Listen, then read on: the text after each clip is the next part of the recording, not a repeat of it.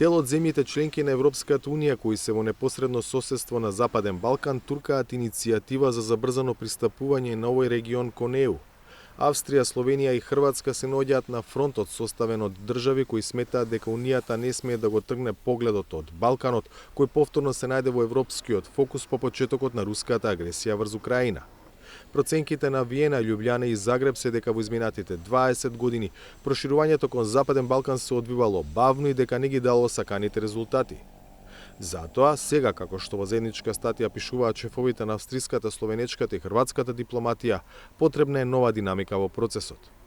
Сегашната ситуација е можност и за Европската Унија и за Западен Балкан да покажат поголема стратегиска предвидливост, целосно да го вратат својот кредибилитет при проширувањето и да ја зајакнат меѓусебната доверба, велат Александар Шаленберг, Тања Фајон и Гордан Грлич Радман.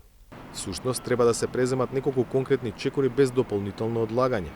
Прво, Европската Унија мора да ги отвори преговорите за пристапување во ЕУ со Босна и Херцеговина до крајот на оваа година. Второ, Црна Гора мора да продолжи на својот реформски пат, кој зависи од формирањето на нова влада во земјата.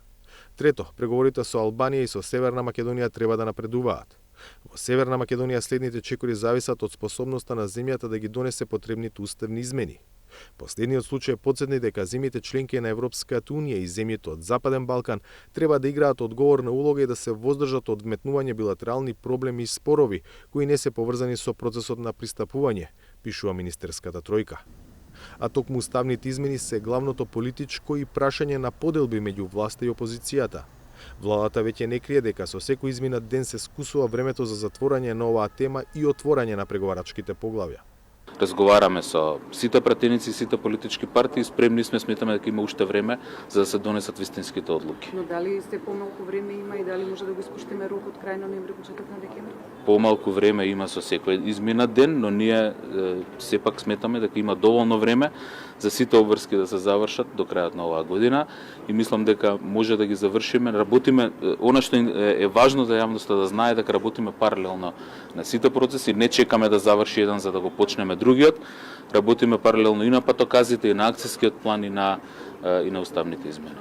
Шефот на владата, пак на првиот академски час на новите студенти им порача дека државата може да оди напред само како дел од Европската Унија и со младите кои наместо да заминуваат, ќе останат да живеат во својата земја, членка на Унијата.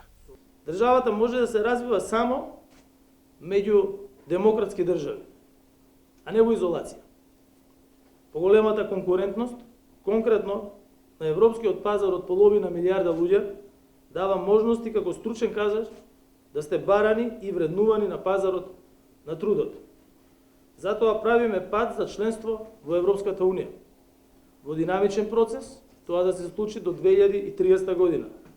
За да имаме европски услови за живот и работа и развој тука во нашата држава. Но дали така ќе се одвиваат работите на европскиот пат на кој досега Македонија и незините граѓани доживеа бројни разочарувања, ќе покажат наредните месеци. За гласот на Америка од Скопје, Владимир Мирчевски.